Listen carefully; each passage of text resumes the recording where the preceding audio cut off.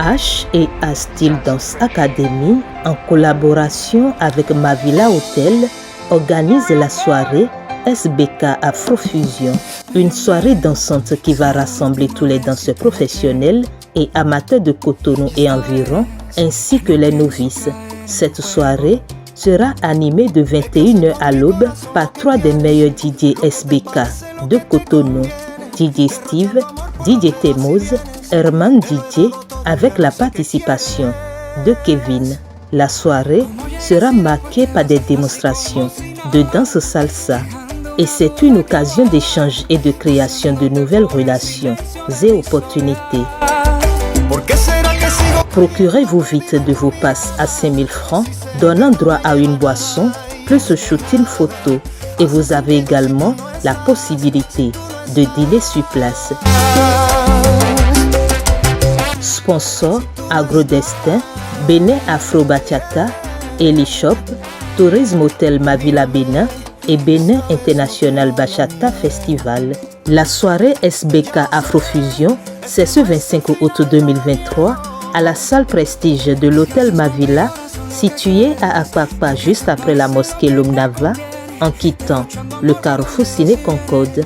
Pour plus de renseignements, contactez plus 229 61 02 30 23.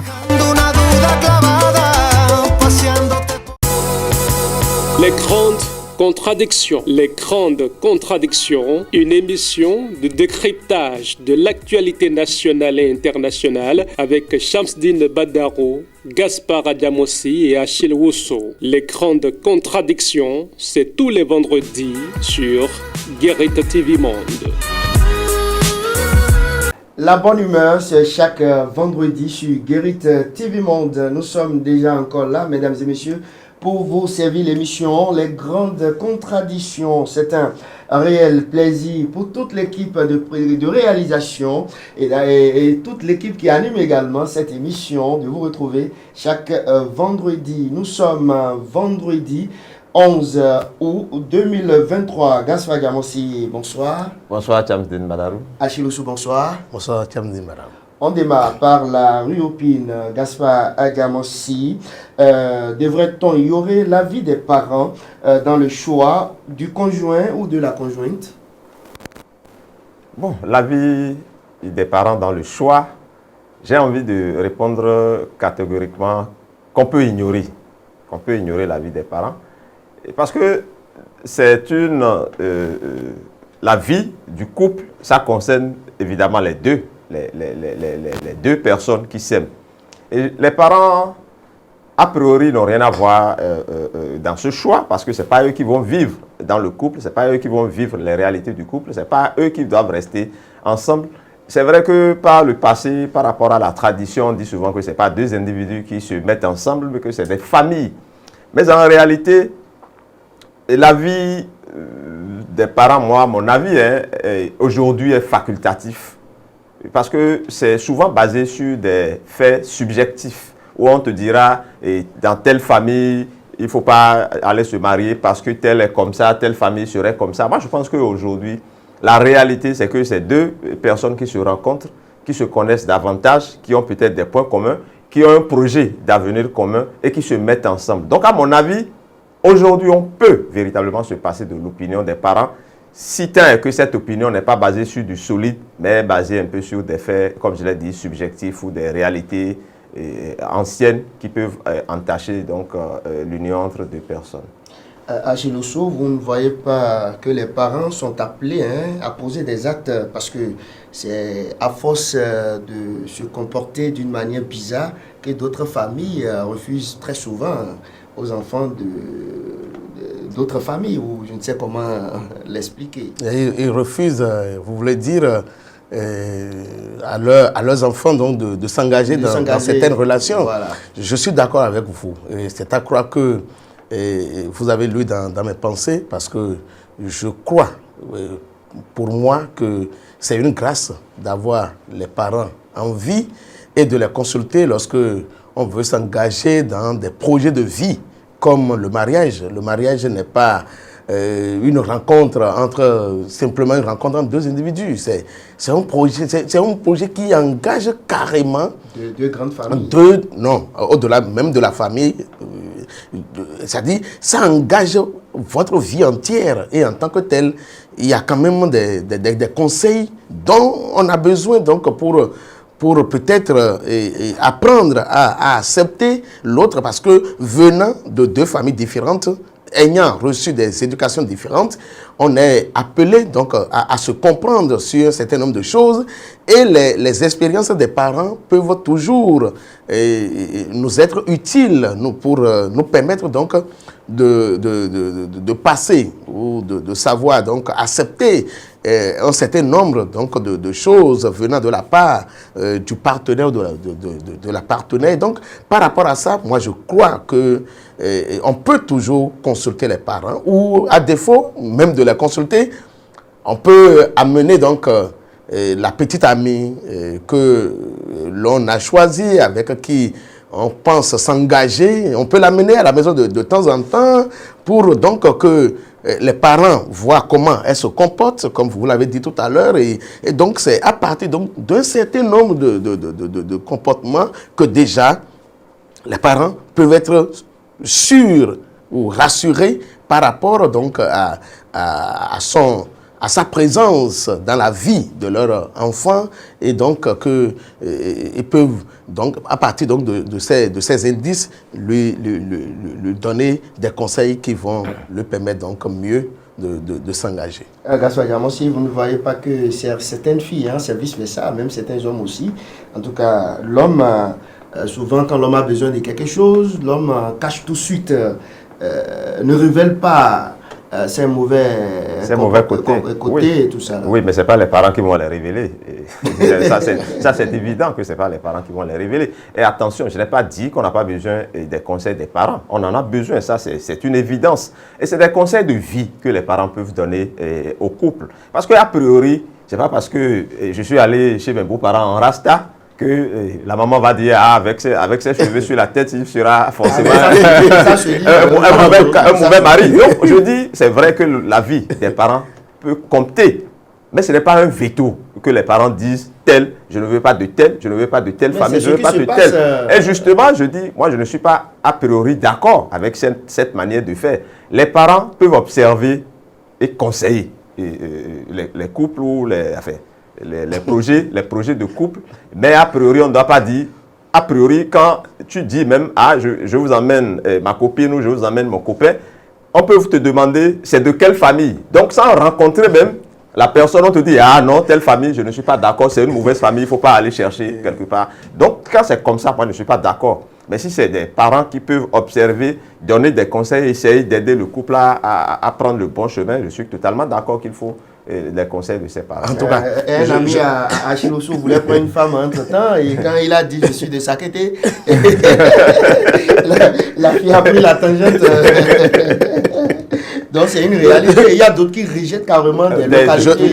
Oui, effectivement que... Bon. Mais c'est triste, hein? Oui, vraiment. Il va falloir que nous brisions ces mythes qui font dire que dans certaines régions du pays, il ne faut pas s'engager à aller prendre un mari ou une femme là, ce n'est pas bien. Je crois que c'est vrai qu'on dit que c'est une seule tomate qui est dans un panier de tomates gâte toutes les tomates, mais bon, en tout cas, il y a quand même toujours des exceptions. Et il n'y a pas d'ethnie ou de région dans lesquelles on ne trouve pas des gens qui ne se comportent pas de manière bizarre. De très mauvaise manière. Et donc, je crois qu'on ne peut pas emballer tout le monde. Je voudrais vous faire rire un peu en vous contant en quelques secondes une portion d'une série ivoirienne où la fille a amené son petit ami à la maison pour donc aller le présenter à son papa. Le papa était au salon et ils sont rentrés. Le papa a donné place au type, en fait, à l'ami donc de sa fille. Ils étaient tous deux assis au salon. La fille s'est retirée un peu. Bon, entre deux discussions, le garçon a sorti sa cigarette et a mis le feu, a embaumé tout le salon. Le papa n'a pas, en tout cas, il n'a pas hésité à rappeler sa fille et lui demander donc de partir avec son type.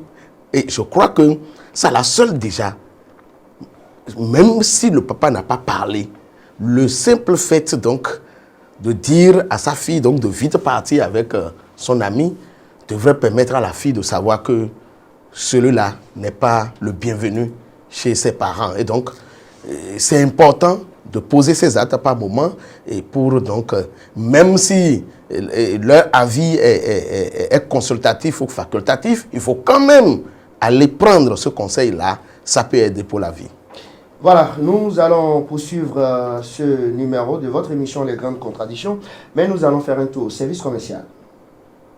Vous avez besoin d'un espace publicitaire pour faire connaître votre société ou vos produits? Seul Guérit TV Monde peut vous satisfaire. Pour tout renseignement, contactez le 00229 91 19 10 10. Guérit TV Monde, le leader des web TV. Retour sur ce plateau, Gaspard Diamossi, le deuxième sujet à présent. Gabriel Degbeni est désormais le nouveau directeur général de la SB2E. Et il remplace donc Zagronik, ou comment on l'appelle? Zagronik, je crois. Est-ce qu'on peut parler d'un retour des nationaux à la tête de certaines structures nationales? C'est déjà le souhait, Et parce qu'on nous a vanté le mythe de l'expatrié qui serait compétent. Le Bénin serait un désert de compétences. Mais je crois qu'on est en train de revenir petit à petit à la normale. Parce que là, si après Paradis et Zagronik, c'est Degbeni qui vient finalement prendre la place, ça prouve que quelque part, il y a un retour, je dirais, à la source. Et qu'il y a comme un rétro-pédalage qui nous permet de dire que le meilleur n'est pas forcément à l'extérieur. Les compétences existent chez nous. Pour peu qu'on fasse un peu l'effort de les rechercher, je pense qu'on va les trouver. Je crois qu'il y avait, avant même l'arrivée des expatriés, je crois qu'il y avait un certain Tossou qui avait été DG de la SBE. Je n'ai pas eu le sentiment qu'il a démérité. Je crois qu'il a fait ce qu'il a à faire. Et je crois, de plus en plus, après ces épisodes-là, les regards se tournent vers l'année pour dire, bon, il faut peut-être mettre quelqu'un d'ici à cette position. Et même au niveau du port autonome de Cotonou, les gens pensent que ce qui se fait par rapport au port d'Anvers, je crois qu'il a pris cette ingérence, ce port-là, que ce qui se fait n'est pas meilleur à ce qui se faisait. Donc moi, je pense qu'il faut beaucoup plus faire confiance aux nationaux. Et aussi, ce qui se passe à la SBE peut être une forme de retour à la promotion des nationaux. Moi, je suis totalement pour. Retour des cadres béninois à la tête des structures d'État. Non, mais je voudrais d'abord dire que le recours aux expatriés a été une expérience que le Bénin a faite. Et peut-être aujourd'hui, par rapport aux échecs successifs, le gouvernement a tiré les leçons et a peut-être constaté qu'il faut... on ferait mieux encore de continuer à faire confiance aux nationaux. C'est tant mieux parce qu'on n'en demandait pas plus. Alors donc que les nationaux dirigent les structures étatiques de notre pays est une bonne chose, seulement qu'il faudrait quand même que la fibre patriotique prévale surtout. C'est très important aussi de le souligner. Lorsqu'on parle de compétence, la compétence n'est pas seulement au niveau donc, du savoir-faire. La compétence aussi concerne le savoir-être. Et par rapport à ça, je crois qu'il faut un certain nombre de comportements citoyens qu'on attend donc de nos cadres. Lorsque c'est des cadres nationaux qui sont aussi à l'origine des détournements, il faut quand même que nous nous interrogions et que nous nous regardions dans le miroir. Et donc, je crois que celui qui vient, celui à qui le président de la République vient de faire confiance, peut-être sur proposition du ministre de l'Énergie, et doit tout faire pour montrer donc qu'il mérite cette confiance qu'on vient de placer en lui et permettre donc d'oublier vraiment qu'on appelle les pages des expatriés comme Paradis, qui n'a pas pu nous amener au paradis de l'énergie, et Zagronic, qui aujourd'hui donc a montré aussi ses limites. Il va falloir que nous travaillions à montrer véritablement au chef de l'État qu'il a peut-être tort d'avoir pensé que le Bénin est un désert de compétences. Le paradis, au lieu de nous emmener dans le paradis de la lumière, nous a amenés plutôt dans l'enfer de l'obscurité. Merci beaucoup Gaspard Diamossi. Fermeture des frontières avec le Niger. Près de 600 camions bloqués à Malanville et Kandi. De nombreux manques à gagner au Bénin. C'est ça qui est déplorable dans la situation qui se vit actuellement au Niger. C'est la paralysie pratiquement des activités économiques, notamment entre les deux pays, par rapport à la fermeture de la frontière avec, du Bénin avec le Niger et avec d'autres pays de la sous-région. Vous savez, le Bénin est presque le pays, le Niger est un pays de l'interland qui n'a pas la mer, et tout ce qui quitte l'extérieur pour aller vers le Niger passe, bien entendu, par le Bénin. Et je crois que c'est ce qui est déplorable dans la situation actuelle, et la situation que vivent donc les deux pays. Et quand vous observez davantage, c'est les peuples qui en souffrent, parce que c'est les opérateurs économiques qui ont peut-être un délai pour livrer leurs marchandises et autres, là, qui sont en train de partir de cette situation-là. Et c'est important aujourd'hui qu'un compromis soit trouvé pour que cette situation-là soit véritablement réglée pour le bonheur des deux peuples. Parce qu'aujourd'hui, les Nigériens souffrent énormément. Et on entend dire même qu'ils sont presque en cessation de paiement, ce qui suppose que les fonctionnaires du Niger, dans quelques jours, peut-être ne pourront plus percevoir leur salaire. Et également, quand vous prenez le Bénin, par rapport à ce que nous appelons manque à gagner, près de plus de 600 camions qui sont en rade au niveau des frontières entre les deux pays, ça fait beaucoup de manque à gagner pour le Bénin. Et ça agit bien entendu sur les prévisions budgétaires du Bénin, parce que bien entendu, par rapport à ces activités-là, le Bénin a certainement fait certaines prévisions de recettes qui vont considérablement chuter. Donc je pense qu'il faut véritablement trouver une solution pour sortir de cette crise. Il faut véritablement trouver une solution. Achille Chou. Oui, et je voudrais faire constater que lorsqu'on parle de crise dans un pays, ce n'est pas forcément, comme le cas du Niger, ce n'est pas forcément d'abord qu'on appelle la crise militaire ou la crise politique qu'il faut voir. La crise est d'abord et avant tout économique. Toute crise est d'abord et avant tout économique. Et par rapport à ça, vous voyez que le Niger souffre.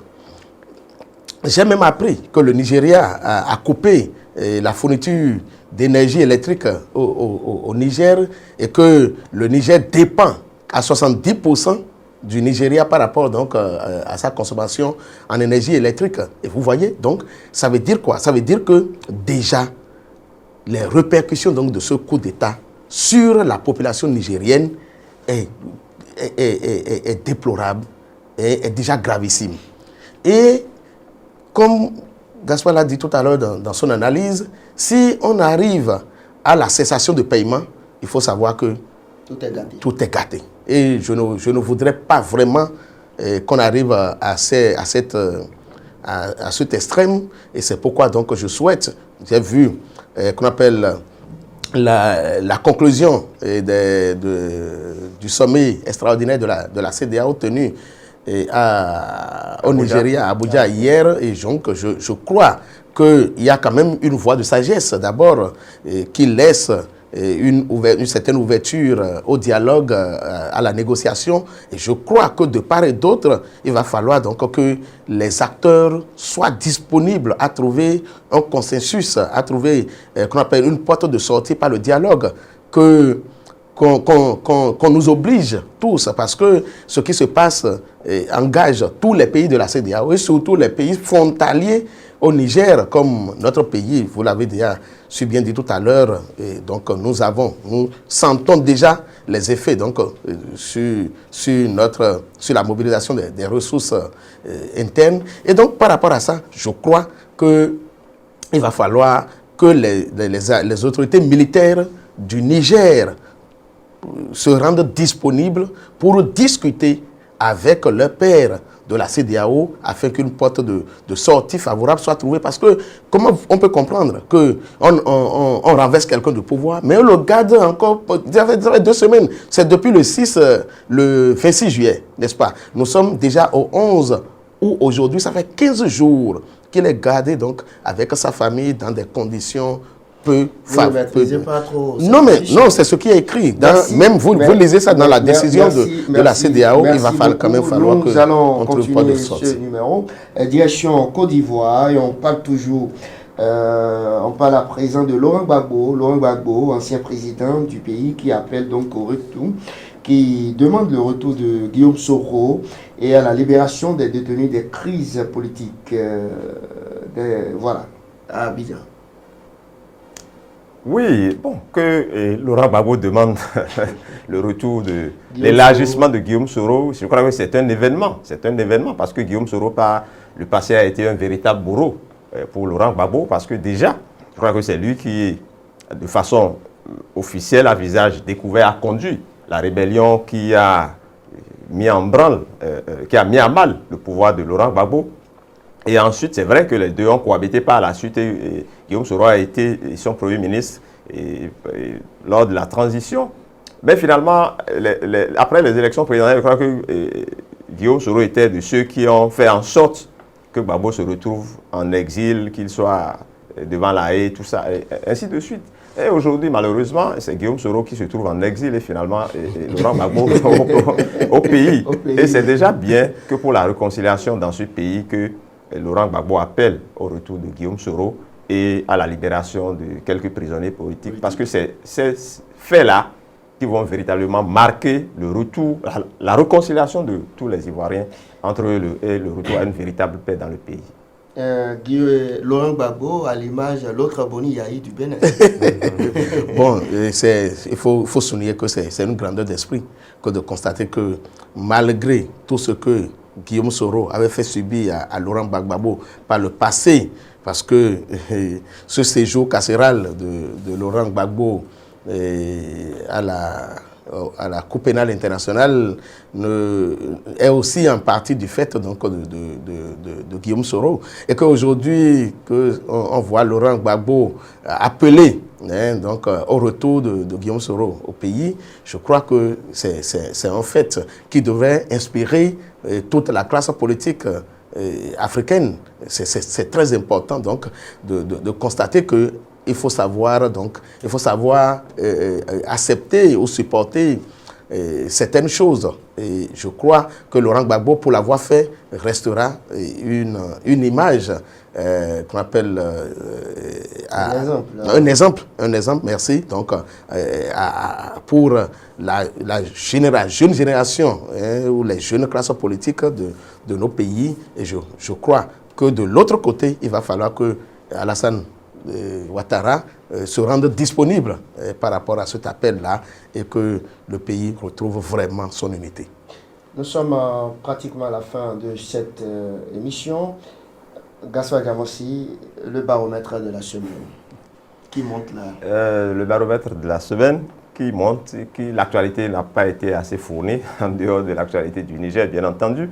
Mais vous me permettrez, pour dire qui monte, de dire que c'est peut-être la HAC, la Haute Autorité de l'Audiovisuel et de la Communication, qui monte.